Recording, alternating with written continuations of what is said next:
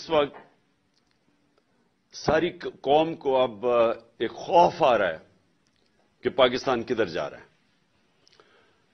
7.5 لاکھ پاکستانی اور جن میں ٹاپ پروفیشنلز تھے وہ صرف پچھلے 7 مہینے میں ملک چھوڑ کے چلے گئے، اور مجھے جبل علی سے میسج آئی کہ جو 7 مہینے میں جبل علی میں پاکستانیوں نے انویسٹ کیا ہے انڈسٹریل اسٹیٹ میں، وہ پچھلے 10 سال میں نہیں کیا۔ تو ایک امید جا رہی ہے پاکستان سے، کیونکہ جو یہ 7-8 مہینے میں ہوا ہے پاکستان میں، اس کی میری تو جتنی زندگی ہے میں نے تو اس کی کوئی مثال نہیں دیکھی۔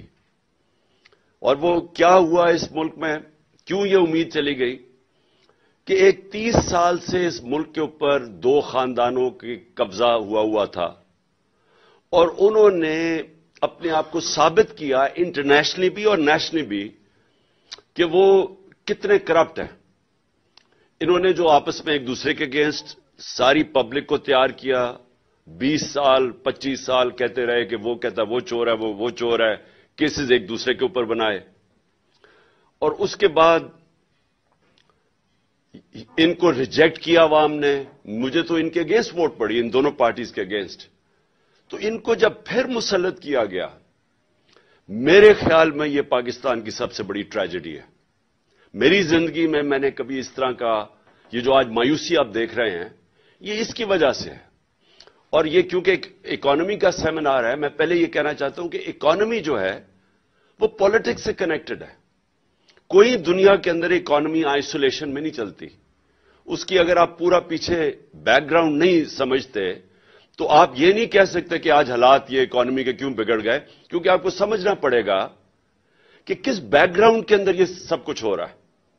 اور اس کا بہت بڑا پھر کہ آگے اگر ہم نے جانا ہے تو اس کے لیے کیا کرنا پڑے گا۔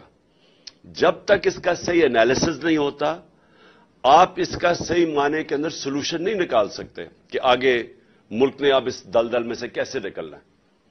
تو سب سے پہلے تو یہ جو مایوسی آج پاکستان میں، اس مایوسی کی وجہ یہ کہ وہ لوگ جو اپنے آپ کو ڈسکریڈٹ کر بیٹھے تھے، انٹرنیشنلی ان کی کرپشن کے چرچے تھے، ان پارٹیز ایک چیز دنیا ریکگنائز ان کی نہیں کیے، ان کے دور میں ایک چیز ان کی ریکگنائز نہیں ہوئی ان کے 20-25-30 سالوں میں۔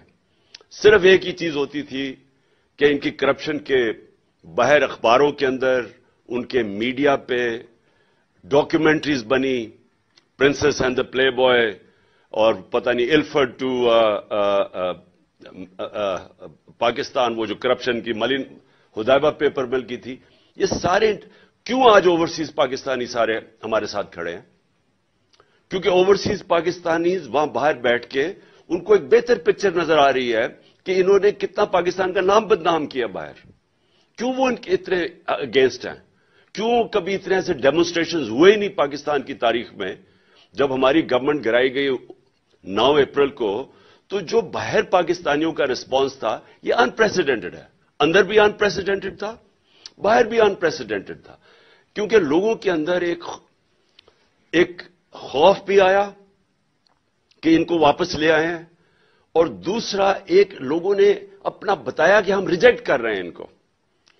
تو ہماری جو پاپولیرٹی تھی کبھی اس پیک پہ نہیں پہنچی، صرف اس لیے پہنچی کہ جب ان 3 سٹوجز کی شکلیں دیکھی لوگوں نے تو جو ہمارے خلاف بھی تھے وہ ساتھ آ گئے۔ اور ہماری یہ جو انپریسیڈنٹڈ پاپولیرٹی ہے، جس کی وجہ سے یہ سارے الیکشنز جب نام سنتے ہیں تو کام پہ ٹانگنی شروع ہو جاتی ہیں، کیونکہ یہ خوف زدہ ہیں، ان کو پتہ ہے کہ پبلک کدھر کھڑی ہو گئی ہے۔ تو سارا جو سٹیٹس کو کا سیٹ اپ ہے وہ سارا مل کے ایک چیز پہ متفق ہے کہ الیکشن نہیں کروانے، اور بدقسمتی سے ان کے الیکشن ہی ایک سولوشن ہے جو اگر ہم نے اس میں سے نکلنا ہے۔